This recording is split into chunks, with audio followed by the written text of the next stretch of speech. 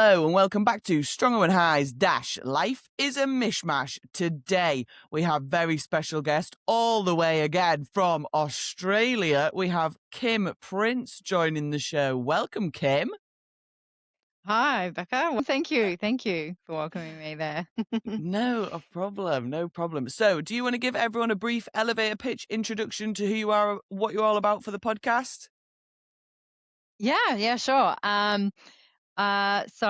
Yes, I live in Australia, Brisbane, sunny Brisbane, Queensland. And I've been doing strength sports for probably almost 10 years now, dabbling in both powerlifting and strongwoman, but also bodybuilding. But doing that strength for that amount of time. And yeah, strongwoman has sort of dominated over the probably last couple of years until sort of last year. So yeah, I enjoy my strength sports.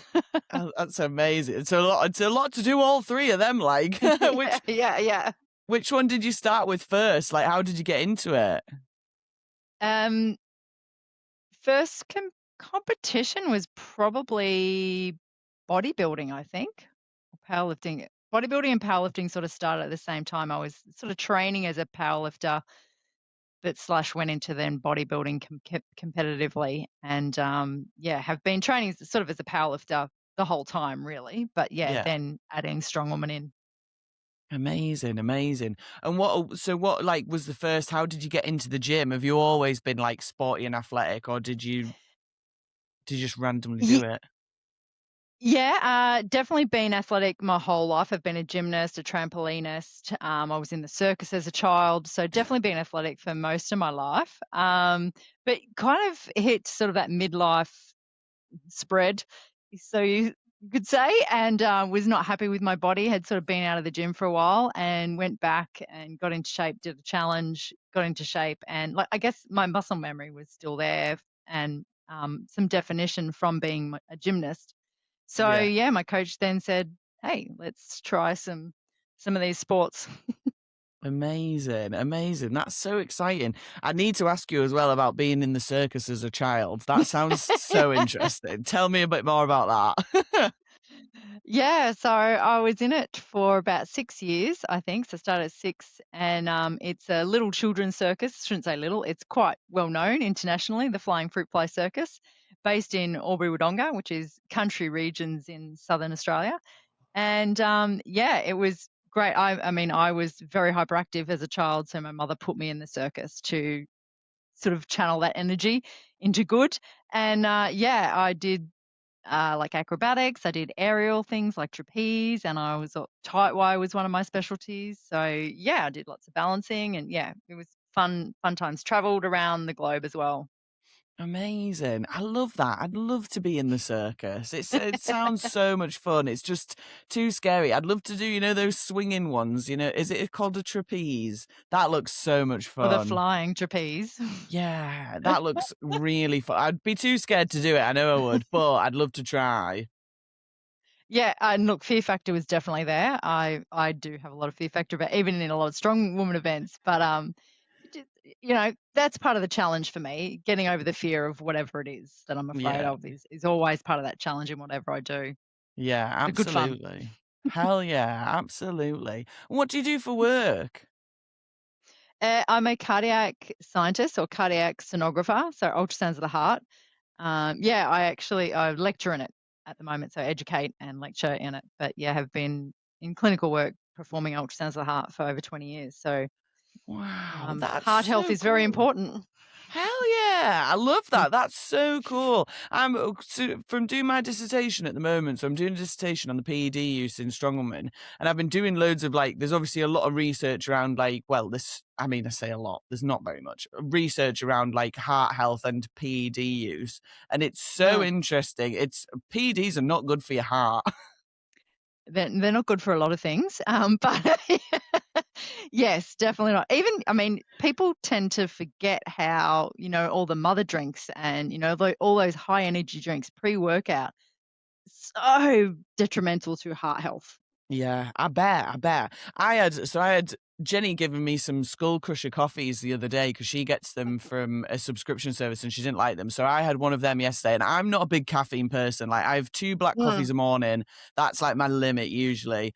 But I'd finished work and I was like, I'm going to have one of these Skull Crushers because I know I need to train. I need to hit a big dumbbell at the gym. Like, I'm just going to go full send. I had one of them. Honestly, I didn't get to sleep until about 1 o'clock last night because I was like, oh my God, my heart was just racing for hours. I was like, this can't be good for me. This is surely killing me off. Yeah, get that high energy palpitations in those hearts. Yeah, it's not ideal, is it? Not kind of ideal. feels like it's going to explode. Yeah, that's exactly what it was like. It was a nightmare. What would you say? What would your top tips be then for having a healthy heart? You're the expert, so we need to ask you. Healthy diet for sure, and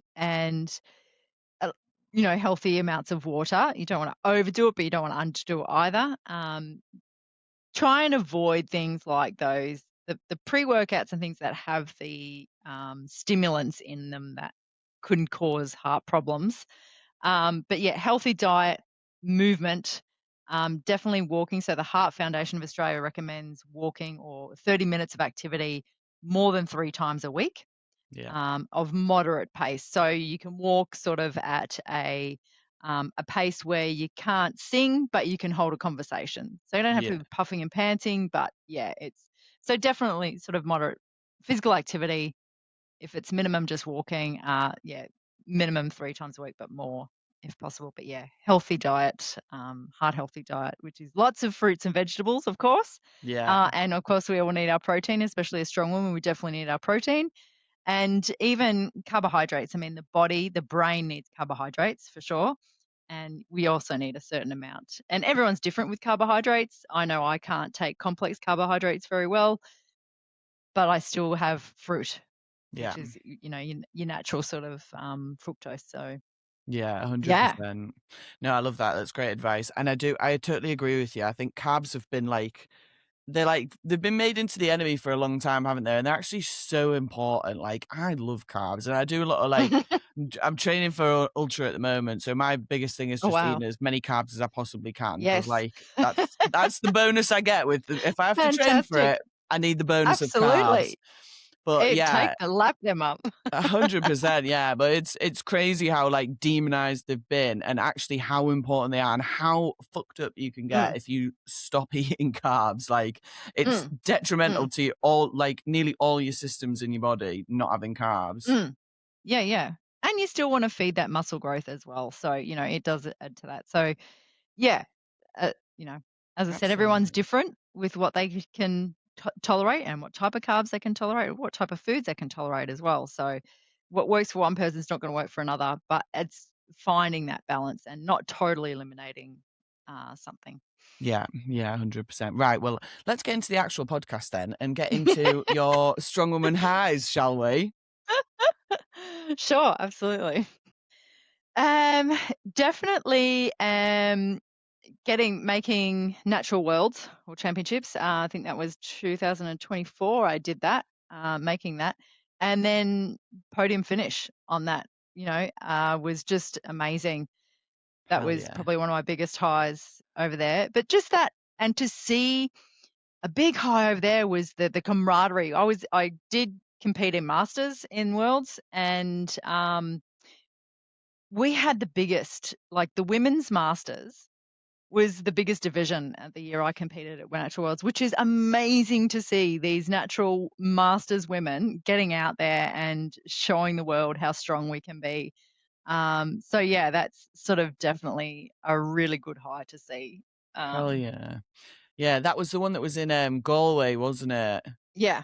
Yeah, it was a really good. I feel like that was because that was the second Worlds, wasn't it? And it was where it started to really take off, and it was getting really big, and it was a really cool competition, that one. I mean, I didn't enjoy it, but that's because I had my head right up my ass. But it was a very good competition. It was, yes, it was a very good competition. Yeah, just lots of fun. And yeah. I bet it was a right chew to get from Australia to Galway, though. It was. Even just getting across Ireland from Dublin to Galway is a bit of an issue. But it was. So the travel was quite intense and laborious, but we got there. And Yeah.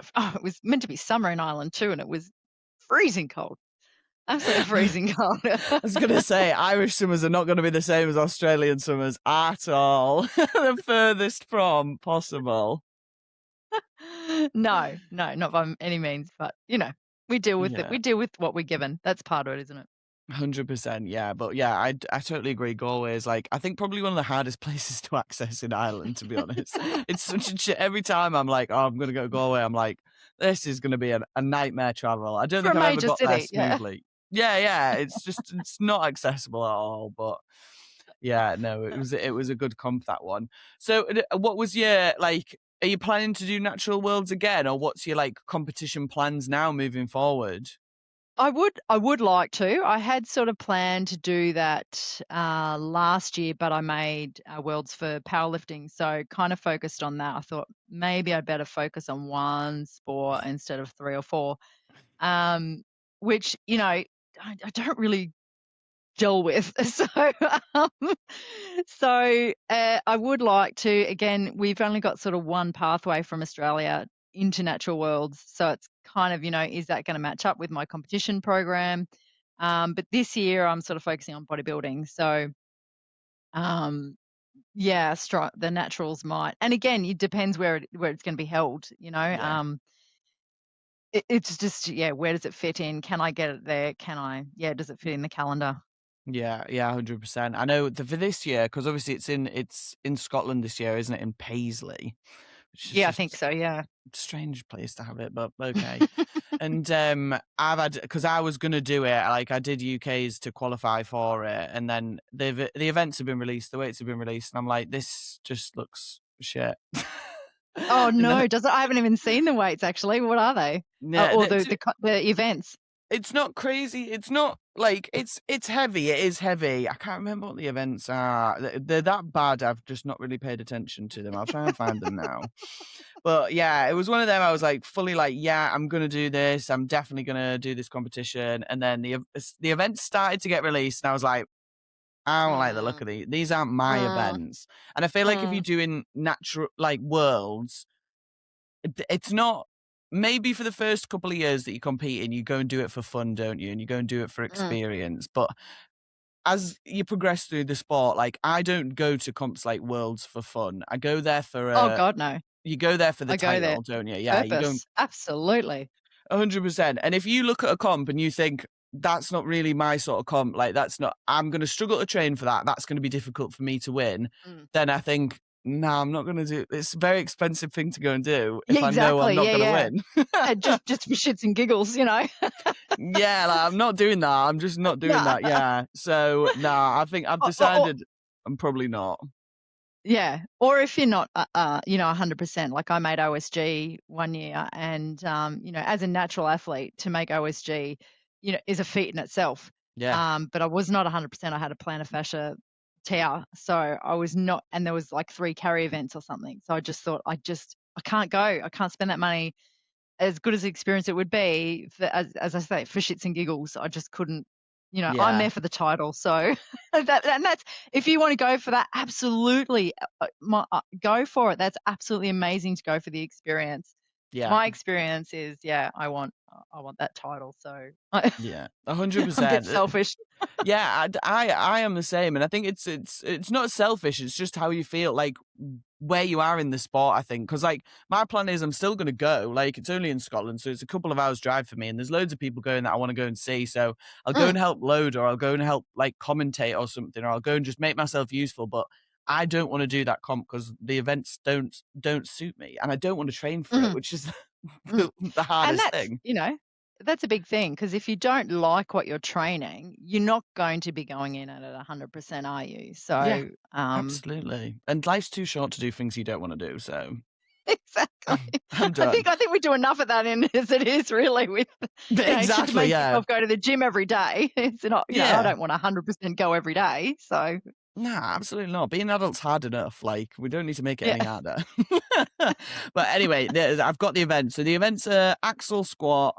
They've got a push, carry, drag Squat. with a sled, sandbag sled, log for reps, farmers, deadlift escalator, super yoke into circus dumbbell, loading medley Oh, yeah. with kegs and sandbags, and that's it. Okay. That sounds all right. The axle Yeah. squat's bit. Yeah. We did there was an axle squat in the 2023 one, and, like, I mean, I didn't love it. I'm sure the under 82s, I think we had maybe 135 kilos, something around that area, Wow. and this Yep. year, the weights for the under 82s are 130 or 170. For the under 82s? Yeah. Woof. People hitting Go that for it. 170, fair fucks, because there's no way I could do that. It's Oh, crazy. wow. I mean, That's the crazy. opens women's is 140 or 180. Like, that's insane for a squat as your first event at Worlds as well. Like, Jesus Christ. Have fun, everyone. I'll be Yeah. cheering. I saw that. I was just like, nah, mate, that's not for me. It's not for me. And to be fair, even the log weights, I think, are probably a bit too heavy. Like for 82s, it's 80 kilos or 95, Mm, and the opens is mm. 85 or 100. That's a heavy log for a female. Natural female, Really that's a heavy heavy, log, innit? yeah. I Yeah. it'll be interesting to see what the scores are like on these events, Mm. because I think it's Yeah, that'd be really very interesting to heavy. watch. Mm, yeah, but d interesting to watch, definitely not fun to do. Yeah. So, we'll opt out this year. Yeah, not for me. I'll be there, you'll see me, but I'm not doing that as a comp. That sounds like a shit idea.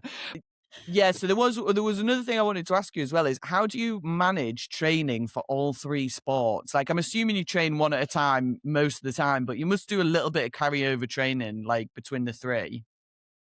Pretty much, I do my compounds regardless. So my squat, deadlift, bench, regardless of what competition I'm coming up to, because they just work everything anyway. The compound lifts are so good. They're so versatile and universal. And it does carry over to a lot of strongwoman events anyway. Um, and then I'll add in, so if I'm doing a strongwoman competition, I'll add in extra days or extra things into each session, um, focusing on the events for that strongwoman. Even when I'm not, I do like to keep log and stones in my regular program itinerary because I love stones, but and I'm fearful of the log. So I don't want to lose that. I don't want to have to start from scratch every time. So yeah, I like to keep those in my program Yeah. regardless. No, that's it must be really difficult. Like, I imagine your training schedule is very intense. Yeah, it can be. Sometimes I think it's not, I don't know. Sometimes I think I should be training more. And then sometimes I think, oh, well, how could I fit everything in? Yeah, absolutely. Yeah, I bet it's a nightmare. So, have you got any other strong woman highs then?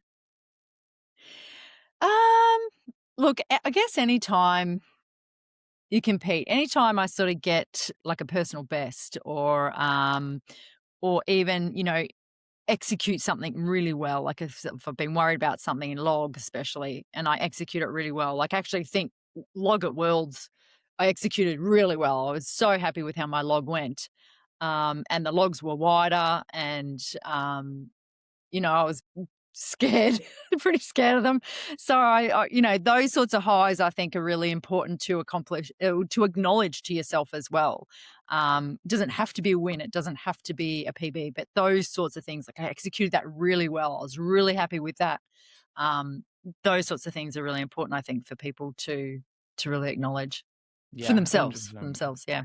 Yeah, it's celebrating those little goals, isn't it? Like, it's so Mm. important, and it brings enjoyment to the sport, because otherwise, if you only celebrate the big wins, you're not gonna be celebrating much, are you? Yeah. No, it's class that. Right, well, let's ruin some good vibes then and move on to your strong woman lows, shall we? Those- So, give yeah. us a couple Yeah. of Maybe we should lows. have done it the other way around. Now, we'll get back to good stuff in a minute. We'll get back to good stuff in a minute. I guess, I mean, injuries injuries always plague and they always frustrate, and like if they slow you down, or if it stopped me from competing in OSG. But you kind of, I guess it does help you grow in a long roundabout way. You develop more skills, you develop more resilience, you Yeah. develop different techniques, grow strength in other areas. That's always kind of, a low for me. It's really hard to sort of come back from for that. Hmm. Um, Otherwise, no, I mean, no real lows. There's some competitions where I think, oh, I just did not execute that well. And actually in Worlds, I wouldn't say I was disappointed with like my the power stairs. I could have gone faster. I did take it a little bit easier than I should have. And my fall I had a big fall with the tombstone. So right at the start. So that, and to be able to get up and continue, not to the best of my ability, obviously, but that's kind of, it was a low, but a high at the same time, because I managed to still get up and I still managed to compete that event, and I still managed to sort of get a reasonable score. I got a score on the board anyway. Yeah, Yeah. those are, I guess, they're sort of lows.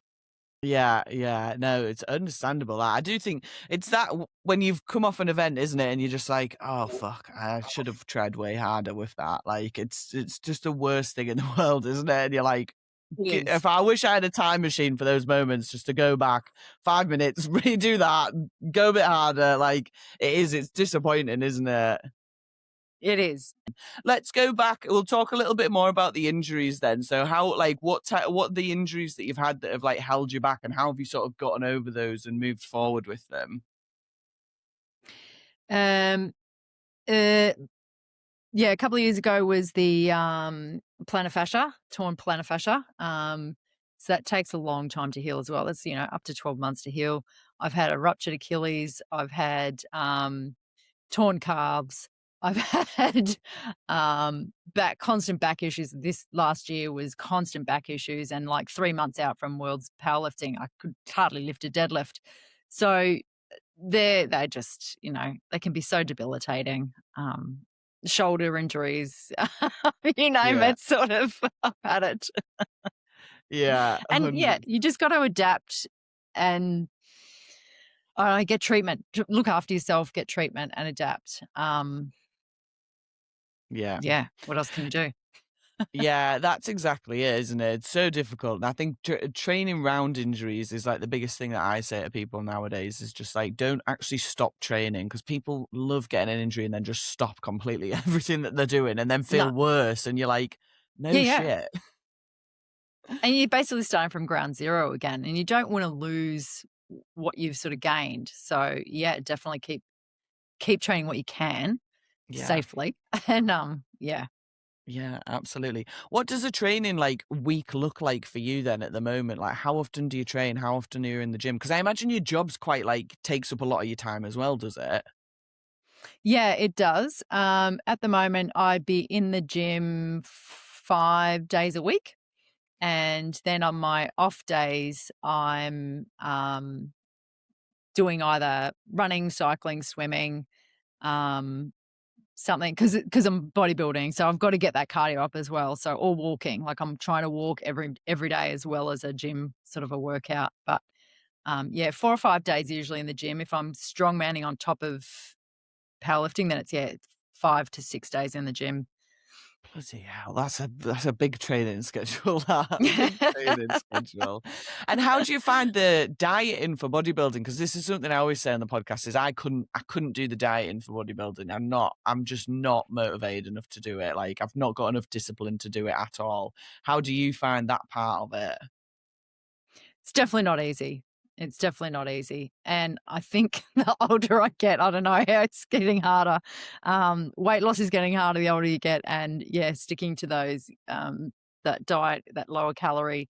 And again, if you're trying to maintain, I try to maintain my strength for as long as possible. But as soon as those calories start to really get into deficit, and the carbs and stuff, I'm usually pretty good. I can retain my strength right up till sort of the last couple of weeks, but yeah, it's not an easy road. Let me just put it Yeah. like that.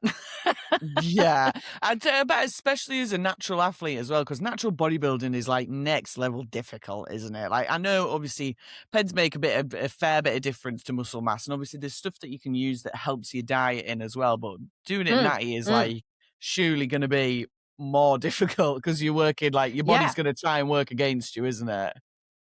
Yeah, yeah, it's trying to hold on to that energy and you're trying to deplete it even more. But yeah, so naturally trying to lean down is really difficult, especially the last, that last sort of couple of weeks where you're really trying. You've got nothing on you, you can't eat, and you're trying to lose that last little bit or more. And people who are using things to help them along the way have just got that added benefit. They can just lose that last bit of fat. They can lose that last bit of water retention, etc., a bit easier than someone who's naturally, especially the older you get and you're trying to, your body's wanting to retain fluid and fat. So Yeah, yeah, 100%. Yeah. What category do you compete in bodybuilding then? I usually am in physique, so the Right. muscularity. Yeah. Nice. That's the one. That's the class I wanted to go. When I first started training, I was like, I want to be a physique athlete, and then I realized how much work Mhm. it was going to be, and I was like, I don't think I'm disciplined enough for this. Never say never, Becca. Never say never. That's my Never, motto. you never know, but I feel like it's highly unlikely at this point. Highly unlikely, but you never know. But it's so Yeah. awesome that absolutely class. I love it. So right, well, let's get into the third question then. So, what would you say to yourself then when you first started the sport? Yeah, I guess just go for it. Don't let fear hold you back. Um, if I was very fearful of Atlas Stones at the start, and it took me a while, and it's now my favorite event. Doesn't stop me from being a bit anxious about it, especially when you're getting up to the really heavy stones and haven't done it for a while or something. But um, learn to adapt and I guess use those fears to assist you, to help you grow and get stronger. Um, I guess that's probably a big thing. Yeah, try not to let fear hold you back. It still holds me back a little bit in log, but I'm working through it. Yeah, absolutely. No, I totally agree. And it is that once you push yourself out of your comfort zone, it's so rewarding, isn't it? And that fear is, you can use it as a driver, can't you? Instead of it being something Mm, that like debilitates you. mm, yeah, yeah. If you can get your headspace into that, absolutely. And yeah, usually, it'll help you. Yeah, Use it of that 100%. adrenaline rush to help you. Yeah, absolutely. What do you think? Have you got some tips for people who say are a bit fearful of like certain events? What did you do to get over like your fear of Atlas stones or your fear of log? Just do it all the time, or You do it, keep doing it, absolutely, keep exposing yourself to it, and you need to sort of identify what the fear is. So if are you afraid of failure, or are you afraid of disappointing someone, or are you afraid of hurting yourself? Like, finding out what that fear is, and then you can sort of do things to work through that and manage that. I did speak to a sports psychologist as well, which is very helpful. They can give you a lot of tips and tricks to work through these things. And again, yeah, thinking about what do you want to accomplish with this? What do you want to work through? What do you want to accomplish from working through this fear? And trying little things, like if it's weights, like I would get my coach to load it, so I didn't know what the weight was. I'd just go in and lift it. If it's the weight that's worrying you, just little things like that. Get familiar with the equipment, use it regularly, train with it, just to make it sort of a common theme in your regime, so that you don't dread the day that you do log, or you don't dread the day that you do the event that you're scared of. So yeah, I they're guess that's awesome all. tips. Hopefully that No, can help someone out there. 100%. Yeah, they're awesome tips. I love all of them. They're such good ideas. And what would you say for like women wanting to get into the sport where you are? So in Brisbane, in Australia, like what's the scene like? How do people get into Strongwoman where you are? It's pretty easy. There's a lot of strong woman, strong man gyms around the place, actually. Not too many north side where I am, but a lot south side, but there's a lot around.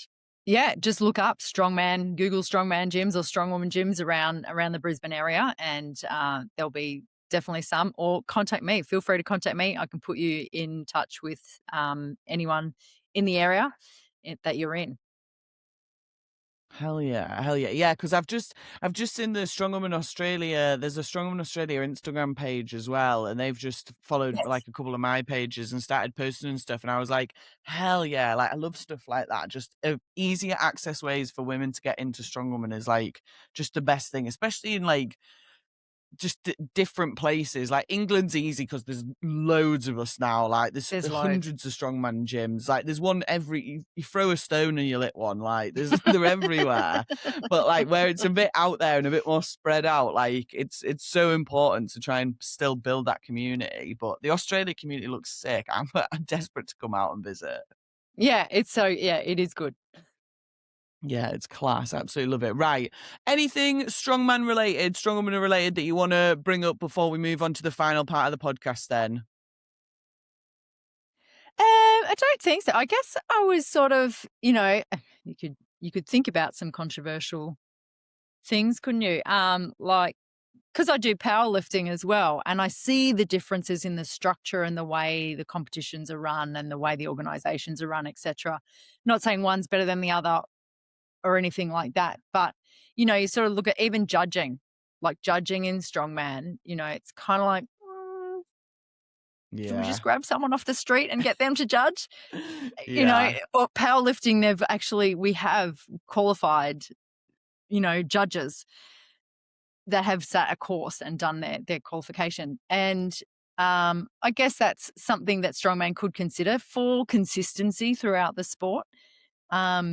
I guess it's a bit harder because they're so diverse and so many different events, but I think there's still certain criteria that maybe a judge should meet. Yeah. Again, just for consistency and reproducibility, etc. That's Yeah. just my little 2 cents worth. No, 100%. Yeah. I totally agree with you. So we have now, there's a guy called Paul Smith who's a strongman athlete, and he runs a course in the UK for refereeing. And Jenny Todd's done it, and she said it was really, really good and definitely worth it. And I totally agree because I don't know if you've seen, but last weekend it was Britain's Strongest Woman, the untested version. There was like a massive controversy in the under 64s. So I think there was like half a point or something between first and second place. And they went into the final event. It was stone to shoulder. On the final rep, someone didn't have it looked like on the whistle blew, they had both hands still on the stone, and then asked the ref at the end and said, "Oh, did I get that rep?" And there would have been tied reps if they had, which would have then meant that she won. And the ref Mm. was like, I don't really know what happened because I wasn't there, but apparently the ref had said, yeah, you did get that rep. So then she's got that, won the comp. Then the woman who came second kicked Nailed off. People in the UK are going to know who I'm talking about. And I'm not naming names because I'm not here to bitch and cause gossip and drama, all No. right? But just to use it as a perfect example of that's literally just But of what's course, that's happened. questionable. I would question that too. Absolutely. Yeah, 100%, and it puts everybody in a really difficult situation because the person who hasn't got the win is going to be kicking off. The person who has the win is now in an uncomfortable situation because what do they say? Like, rules of strongman, you're not going to throw a win away for yourself, are you? Because you want to be moral. Like, that's just not how competition works. So, and like, it brings up as well that is there an appeals process? Like, what can people do if stuff like that does happen? Because I know obviously natural strongman now have their appeals process, and that seems to work really, really well. But like the untested just have completely ignored that, don't have anything in place. So you're like, well, we need to try and bring like strongman up. And I totally agree with you, like reffing courses or like appeals processes, stuff like that, just to make it a little bit more fair and a little bit less, oh, well, it's just, as long as you know the people who are running it, then you'll probably be all right and you'll get your own way. Like, it's just difficult, isn't it? Because I mean, all sports need standardization and policies and procedures. So again, because you want consistency, you want fairness across the sport. So I think the more of those, I'm not saying, I mean, Australia is, and Queensland especially is the nanny state for rules and regulations, but I think it's in sporting events, it is important to have that consistency and that reliability, so athletes know where they stand as well. Like, you know, as an athlete who's striving for the podium spot, you do want to know where you stand Yeah. in judging results, appeals, etc. So, yeah, I think it is an important thing to sort of look at in sports. Yeah, definitely. It's the weird world of strongman where I know people don't want too much standardization because the whole sport is fun. Like it's a right crack. It's Mm, stupid. Like people are throwing ridiculous weights around. We do stupid events. There's not that many rules. Like, and that's how people like it. And I get that. But if we're going to take it seriously as a sport and say that we want to take it seriously as a sport and we want to progress it and make it more available for general population, then we need some standards because otherwise it mm, just looks mm, like it's just a load of people just hanging out and having a bit of a laugh. Like there's nothing, it's not that mm. serious. Yeah, yeah, and again, yeah, especially at world level, you do want that I guess reliability of that consistency and knowing that, you know, it's not because I just smiled at the judge or something, or, you know, it's not that they're my best friend, you know, and Yeah, not saying that that happens on the field, but um, it it, does. It absolutely does. It does. And it brings up other important points as well. I know this is, and this will be controversial, but I don't care. Fuck it. Fuck it. But we're here like to talk about it. 100%. And this is another thing, like the promoters who are running competitions should not be, oh, well, they shouldn't be coaching athletes who are then taking part in those competitions. This is the thing. I'm going to say it specifically. It's about natural worlds, and people again will know who I'm talking about. But it's become very clear that events are getting released well before they're getting released to the rest of the general population. And now, Yeah. does it make that much difference? I don't know. I don't really know whether it would make that much difference, but it's not creating a fair playing field, that's for Mm, sure. Whether it makes a difference in the end goals or not, like, I mean, if you want to train events 5, 6 months before they're released, then fair play. Like, I know I wouldn't because I'd be sick as fuck by the time I got to the comp doing those events.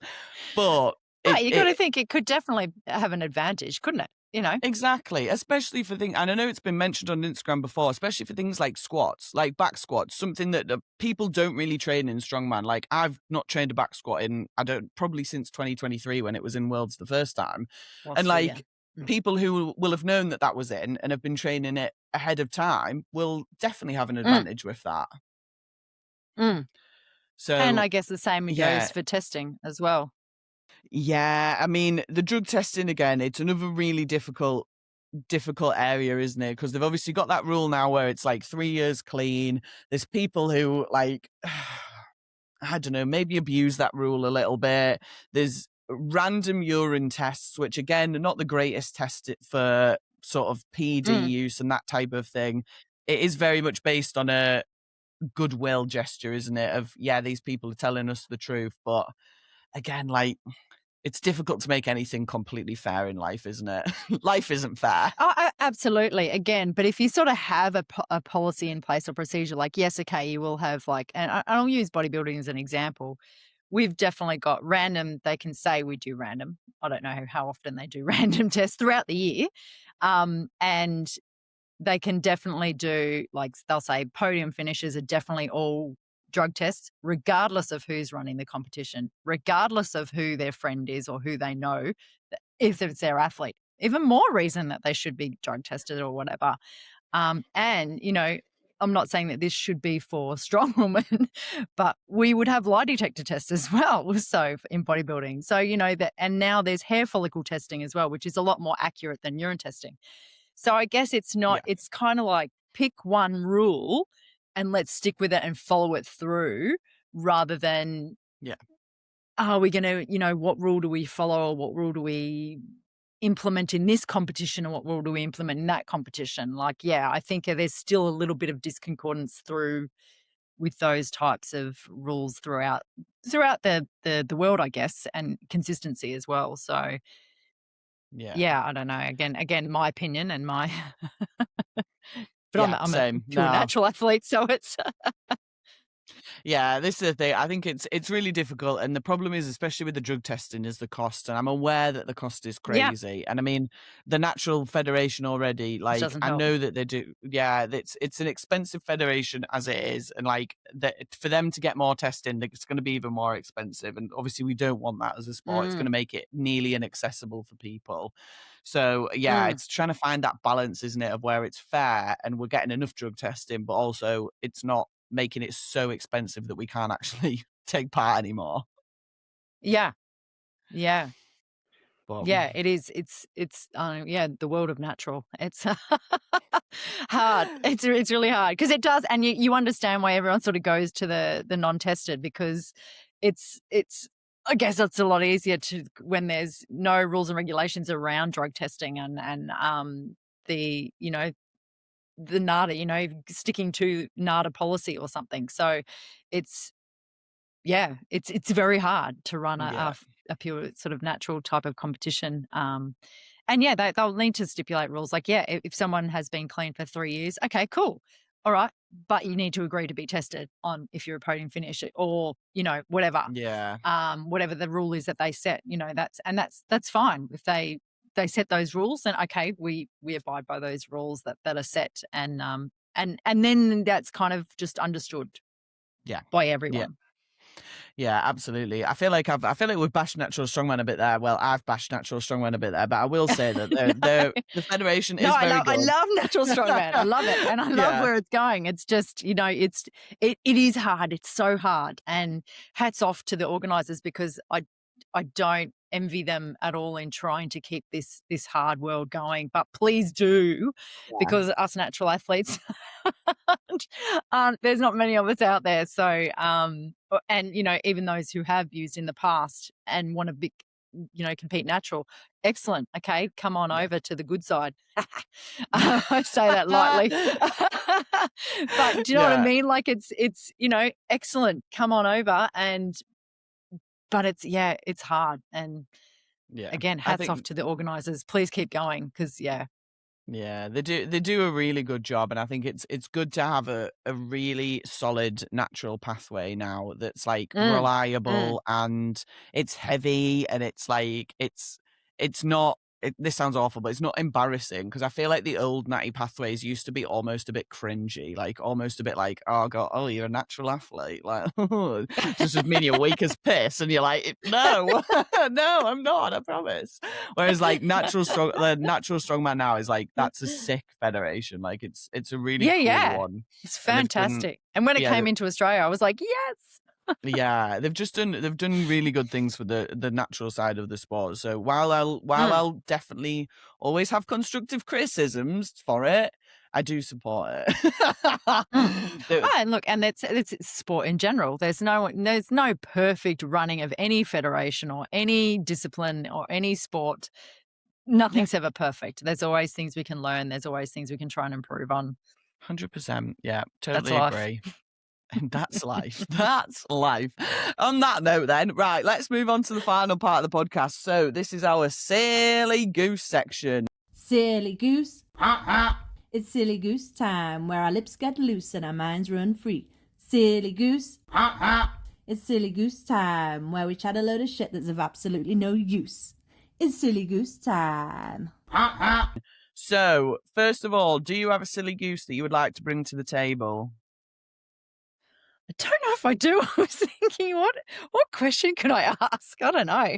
That's fine because I always have a stash You of them always have held one. I knew you'd have ready. one, so Yeah, I've always got one just in case. If people bring me let's them, hope I can answer it. I said this on the last podcast. If people bring me them, usually I'll save mine because they are actually quite hard to come up with. And I've done so many now, I'm scared I'm going to start repeating them. Right. So, my silly goose question for you is: would you rather be invisible for 1 hour every day, but it's completely random? So, you can't pick the hour of the day that you're going to be invisible. So, it could be like middle of the night, it could be you're doing a presentation, all of a sudden, that's it, you're invisible now, no one can hear you or see you. Or would you rather have the most famous and beautiful teeth in the world where like you get in magazine deals, people want to come and take pictures of your teeth all the time, it's lovely, but they have to be cleaned professionally every day by a dentist. So for what, like 20 minutes of your day, you're going to have to be at a dentist's getting your teeth cleaned every single day. Is that someone else pays for that? The magazines pay for that? Yeah, the magazines pay for Yeah. it. Yeah, you don't have to pay for it because you've got beautiful teeth. Yeah, so it's invisible for an hour or beautiful teeth. Yeah, I don't know. See, it would be handy to be invisible, yeah? But if you can't control it, then, you know, it's, and especially in sort of my field, if I just suddenly disappeared, you know, I've got a patient in hand and I just suddenly disappeared. I don't know how they'd cope with that. I don't know how well that'd work. I could definitely probably handle, you know, having my teeth cleaned every day by a professional dentist. I mean, you'd almost want to hire one just to be in your house, yeah. So, and you know, if magazine deals and all that are paying for it, then I suppose I can take 20 minutes out of my day and sleep. That could be a 20-minute sleep recap, refuel. Yeah, fair. So, yeah, so I guess that's probably what I'd take, just because the invisibility is so random. You just don't know when it's going to hit. Yeah. Whereas at least the teeth, I can control that a little bit. I get control freak, but yeah, no, I understand that. I feel like I just hate the dentist so much that I couldn't do the teeth thing. I would hate someone to be in my mouth every day. Like that would just fucking suck. Like I really wouldn't. Saves you cleaning them though. That's a very fair point. And every time, I've said this so many times on the podcast, and I know I shouldn't keep saying it because it is almost embarrassing, but every time I go to the dentist, they tell me I don't clean my fucking teeth properly. And I'm like, I fucking do. I've got a really expensive toothbrush. Every time they tell me to do something at the dentist, I go and do it. I spent £100 on a fucking mouth guard to sleep in so I don't grind my teeth on a night. Like, I really take care of my fucking teeth. And every time I go there, they're like, it's still... You could be cleaning them a little bit better. And I'm like, fuck off. Like, Are leave you me flossing? alone. I'm trying my hardest. Yeah, every time I'm like, fucking hell. Every now and then I floss, but who's doing that every day? No one. If people are flossing the teeth every day, I'm not.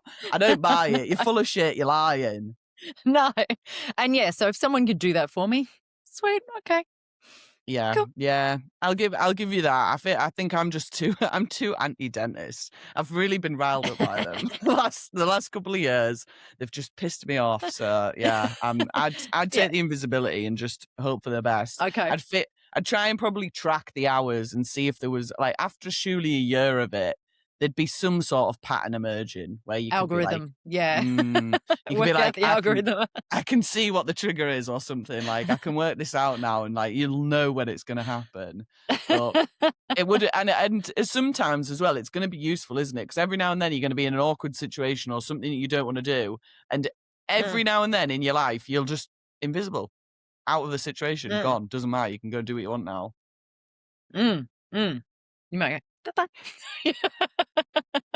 Yeah, disappear out of that situation. Yeah, I'm out. You're there hoping, like, you haven't been invisible all day, and suddenly someone's telling you something. You're like, please, now would be the best time. Yeah, it would be so Absolutely. good. Amazing. Right. Well, that was a very good silly game. I feel like I've asked that to a few people just to see what their reaction is, and every single person I've asked has said dentist, and I'm like, okay. I want to know if anyone listening to this podcast now, is there anyone else who's as anti-dentist as me, or have I just got a bad dentist? Maybe I need to pay. I pay for it as well. Like, I've got to pay fucking full price for it. So maybe I just need to find another one. Go Find somewhere another else. dentist. Yeah, I mean, it'll never happen. Surely in the there's UK. some good ones in the UK. I tell you, it was hard as fuck. I'm at my local dentist, and when I rang them up to say, can I become a patient, because I hadn't been to the dentist for like 10 years prior to that, like, I'd rang them up and said, oh, can I be a patient here? And they were like, we're not sure we're taking on new patients. I was like, what do you mean you're not taking on new patients? Like, They're that busy that they...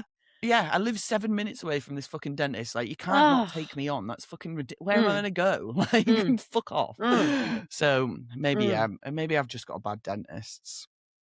I hope she doesn't listen to this. Yes. Or any of my other podcasts where I've ripped her. Fuck. You might be finding a new dentist soon then. Yeah, if you're listening, maybe she already does, and I've just slated her so many times. Every time she And sees she me now, gets you and she's like, yeah. "Fuck this woman, she's a bitch." Gonna make her bleed. Yeah, 100%. Yeah, she fucking hates me. But anyway, right. Back to you. So, where can people find you if they want to follow along with your journey? And if you've got anything to promote or plug, let's do it now. So on Facebook, I'm just Kim Prince, and on Instagram, I am Atlanta Physique. So I used to have a personal training company as well, so I'm still just under the Atlanta Physique. But if you type in Kim Prince, should come up with me as well. What else am I on? LinkedIn is Kim Prince as well. That's pretty much all the socials I'm on, I think. Perfect. Yeah. Promote anyone in Brisbane who does want to get into strongman. I train out of the Strength Junction in Zilmia, which is North Brisbane, and also my powerlifting is at Zero in Windsor. So if you want to get into anything like that or just want some contacts, please feel free to contact myself or either of those gyms, the Strength Junction or Zero. Zero is quite big now, franchise in Australia. It's actually run by Tommy O from the UK, Thomas, I should say. So yeah, it's a big franchise. So and very, very welcoming community, both of the gyms. So yeah, awesome. Perfect. Sounds amazing. Yeah. Well, I'll tag all that stuff in the show notes below so people can find it if they want. But thank you so much for being on the podcast, Kim. It's been a pleasure. Thank you very much, Becky. It's just been, I guess, fun. It's just, it's good to have a little bit of a laugh about these things, but also, discuss some important things about our sport. 100%. Yeah, 100%. I absolutely love it. But perfect. Well, I hope everyone enjoyed listening, and we will see you all on the next one. Goodbye. Thanks for listening to this episode of Strongwoman Highs, and I hope you enjoyed it. If you want to support the podcast, then please give us a follow on Instagram. Or if you would like, we're also on buymeacoffee.com/strongwomanhighs. This is where you can send us tips, or you can also join our membership area, which is $5 a month or £4 a month. It's the silly Gosling level. We'll post out any extra content that we get on there, and hopefully a few little free giveaways of things as well. The podcast currently doesn't cost a lot to run, which is what we're trying to keep it as. But we would like to be able to cover our costs, and also once those costs are covered, any profit that is made on Strongwoman Highs will be getting saved up and put into a pot for future Strongwoman competitions that we can sponsor. So if you have a Strongwoman competition that you'd like to be sponsored, or if you want to be on the podcast, then give us a shout, send me a message on Instagram or on YouTube, anywhere else you can get us, and we'll get it sorted, because the more women that we can get on, the better. Thanks for listening and watching. Bye!